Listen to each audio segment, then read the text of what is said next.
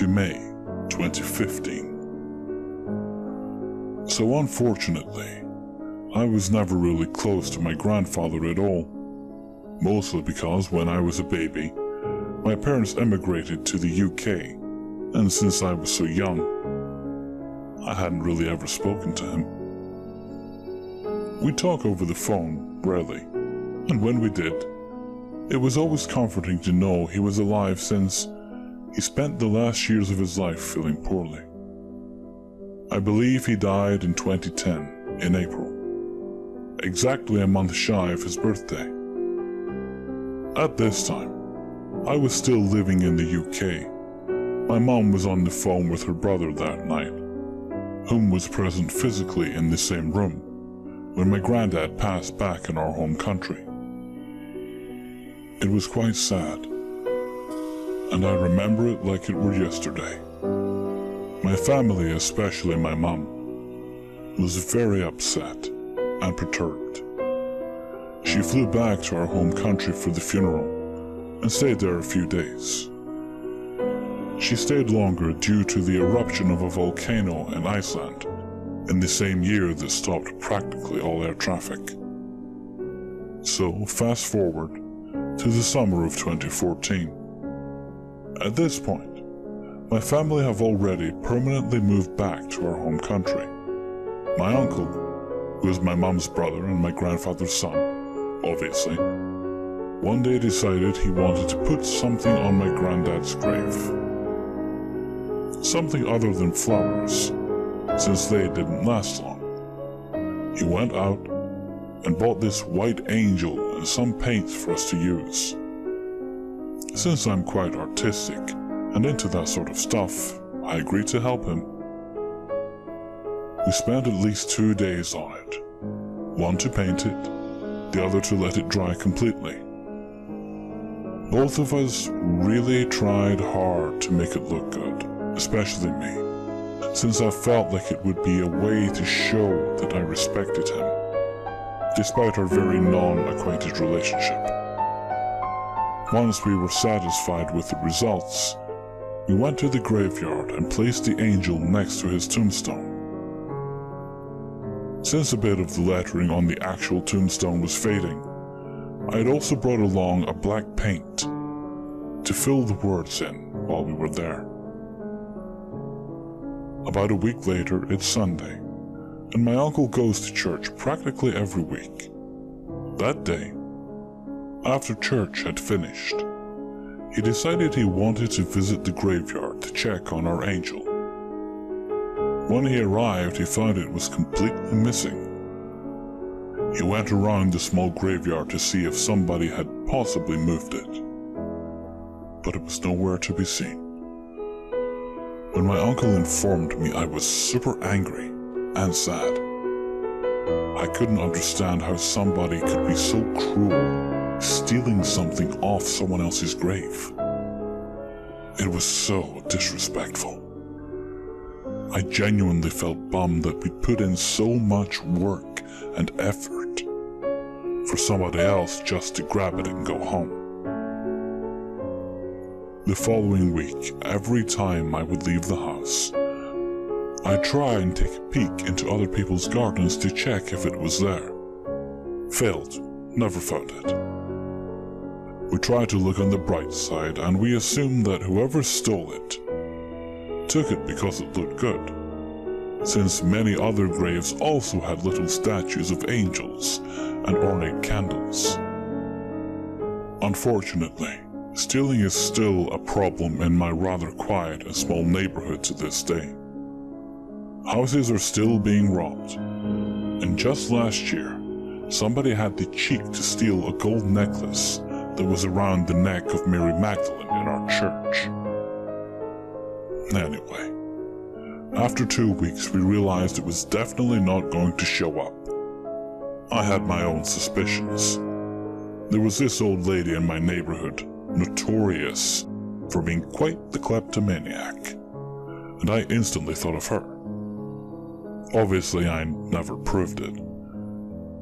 Sometime in April 2015, my family were at my grandma's house eating dinner when the doorbell rang. My uncle, as per usual, went to answer it and found that nobody was outside.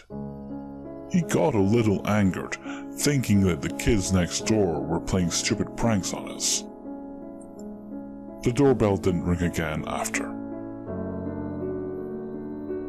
When I later left, it was as I was exiting the house that I realized the angel was outside. It was a little hidden, just to the left of the door, so my uncle probably couldn't see it when he opened it. It was in the exact same condition we left it in, meaning it was probably left indoors. We never found out who put it back, but what was creepy about the situation was that our angel was delivered on the exact date that my grandfather died. We were all very shocked, since we believed somebody was playing a really mean trick on us. We didn't take the angel back to the graveyard, fearing it had been nicked again. But my uncle did tell our priest about it. The priest told my uncle that apparently they had found weird pouches filled with what seemed like herbs and incense scattered around the graveyard. I'd heard of a few rumors that there were old ladies practicing witchcraft in my town, but nobody knew who could be doing such a thing. Portuguese people are quite superstitious, may I mention. When the priest was informed that the angel that was once on my grandfather's grave was oddly returned on the anniversary of his death, he suggested not to keep it in sight, fearing that maybe those witches had something to do with its mysterious disappearance in the first place. My uncle agreed, better safe than sorry, and the angel is currently sitting in my grandma's shed, right at the back. It might seem a bit weird, but for some reason, I always found graveyards intriguing. I hope I don't sound horribly morbid. And when my family would go visit my grandfather, I'd wander off and see practically every tombstone in the place, and really just read people's names, the date they died, etc. I'd also visit my paternal grandparents' graves. One day in May of the same year, when my mom, my dad, and I were at a cafe pretty close to the cemetery, a person they knew arrived and they started chatting, and I found myself bored.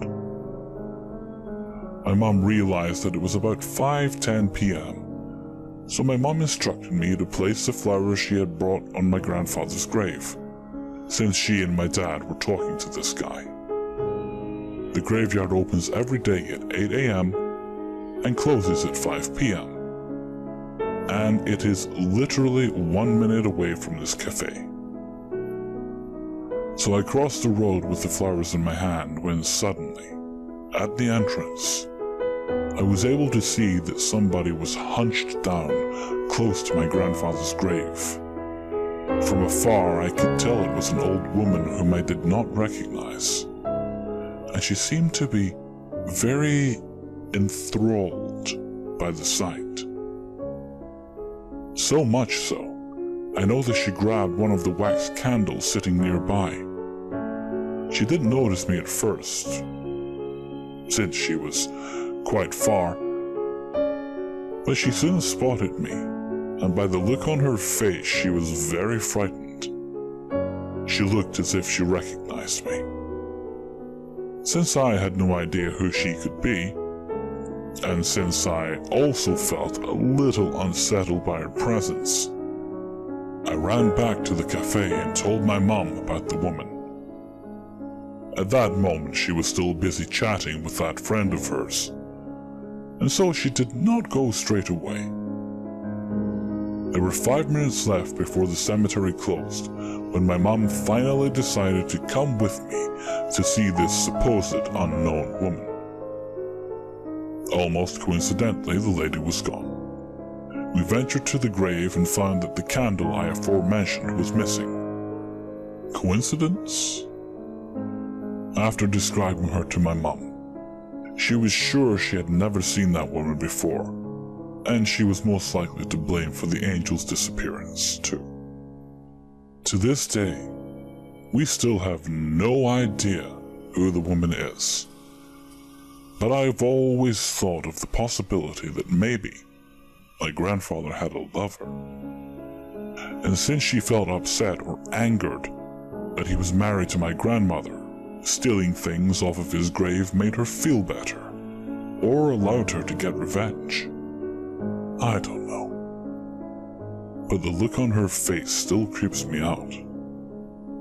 I'm certain she knew who I was.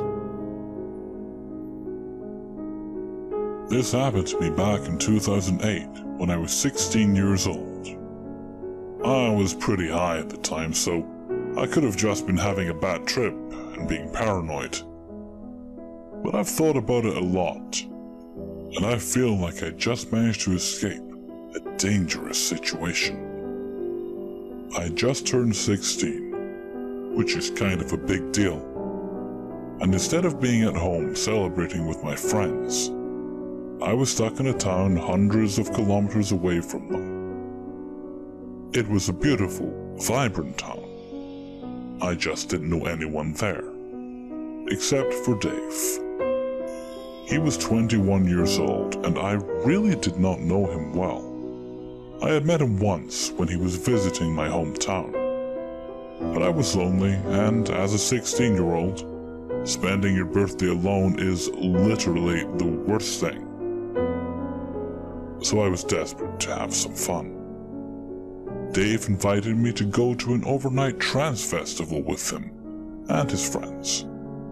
At first, my mom was completely against the idea, but Dave agreed to meet up with my family, and I pretended to know him a lot better than I really did.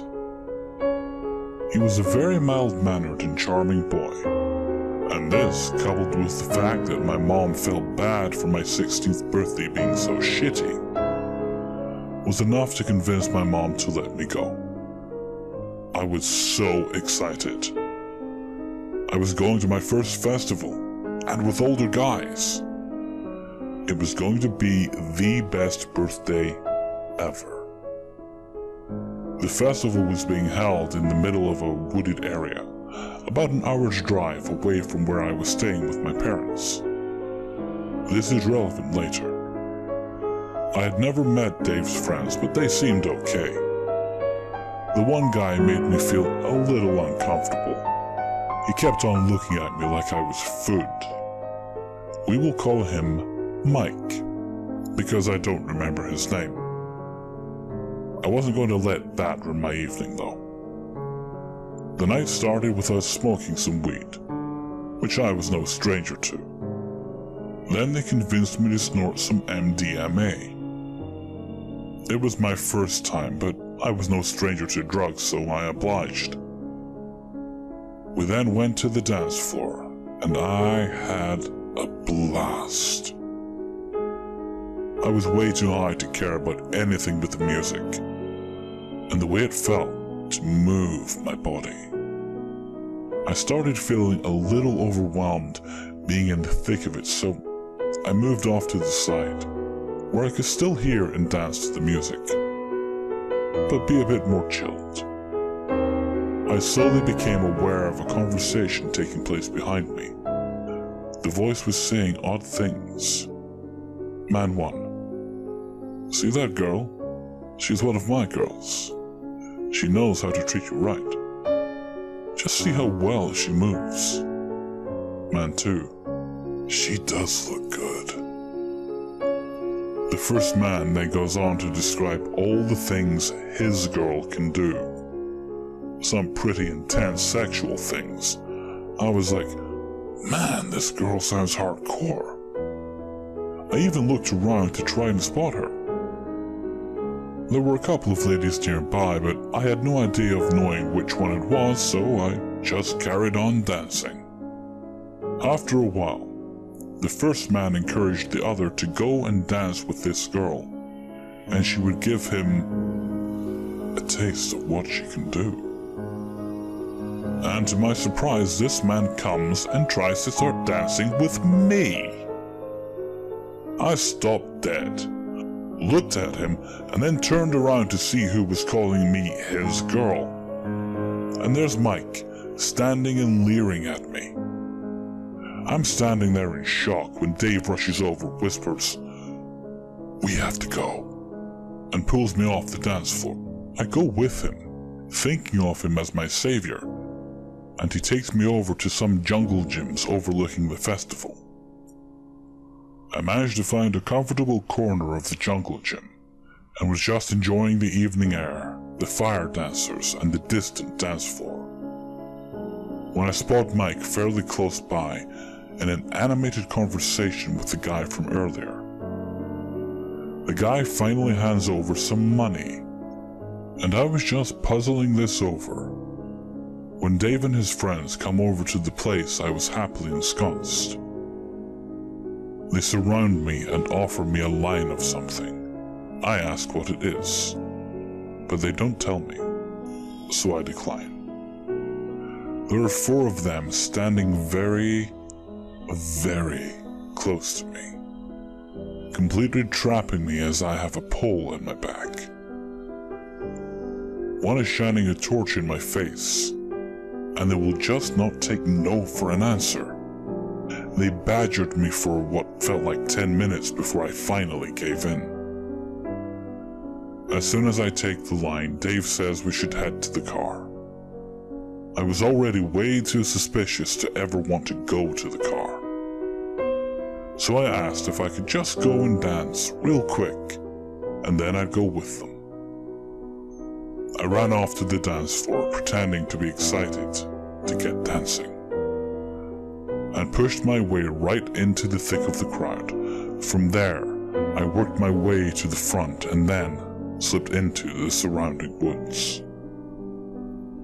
I hid behind the closest tent and tried to plan out what to do next, when my phone blew up with texts and calls from them asking where I was. I had literally been gone for like 2 minutes. Why were they so worried? I began moving stealthily from one tent to the next, hiding behind trees and being extremely paranoid.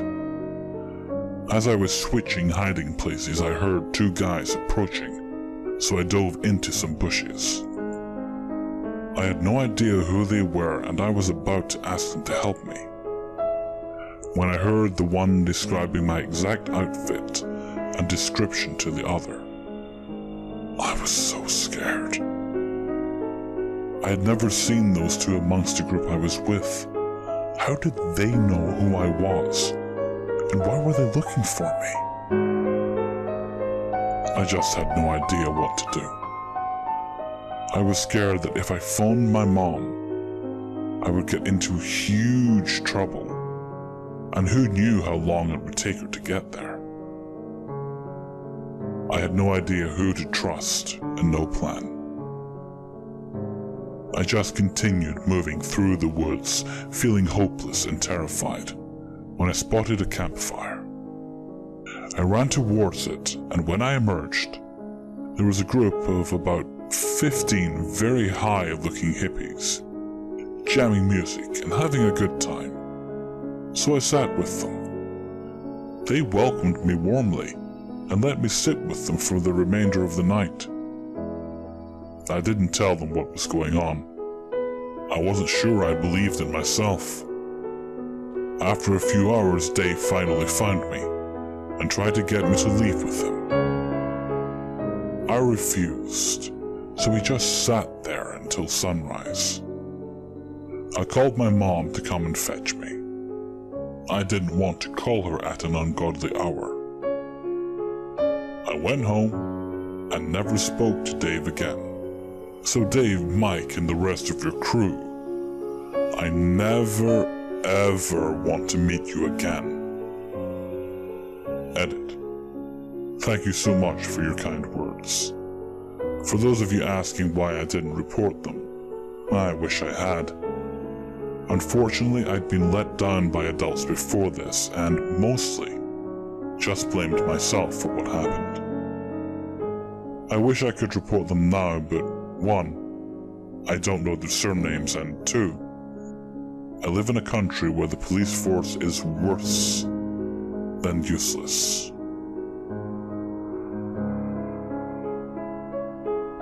For some background, myself and my significant other are both legally blind.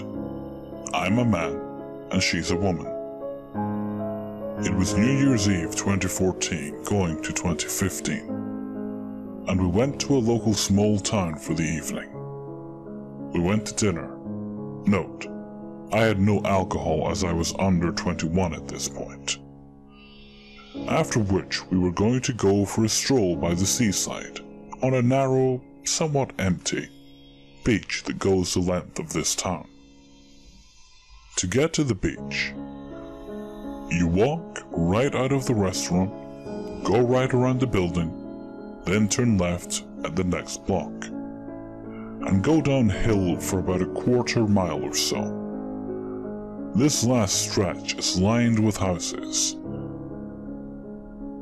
But at this point, all the lights were off, and no one looked to be home in any, or at least not awake.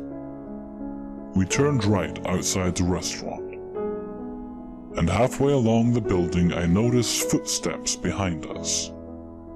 Typically this doesn't matter at all. Sometimes other people walk along this stretch, but it's pretty rare.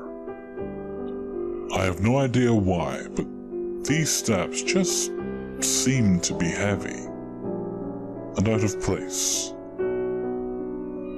My significant other and I start walking quicker, and I pretend to pop my neck, trying to see if I can see anything behind us. I can't, but I can hear the person is catching up, even though we sped up. At a corner, there are some beautiful floral displays, well lit with special LED lights, and my significant other wants to take a few pictures. Not wanting to alarm her, I don't say anything about the guy, and we stop to snap some pictures. After a moment, the guy catches up to us, and in a very thick London accent, says, "Top of the evening to you." We both get a weird vibe from this guy, and he does seem to be high on something. He doesn't smell of weed or alcohol, so my best guess is mushrooms or something. We talk to him for a minute, then excuse ourselves, and start walking away, still hoping to go to the beach. He notices our canes and says, "My God, are you blind?" Yes, we're visually impaired. One of us, I forget which one, tells him. He sounds like a man that just discovered how to turn water into wine. "My God, I had no idea you two were blind. Are you both blind? How much can you see?"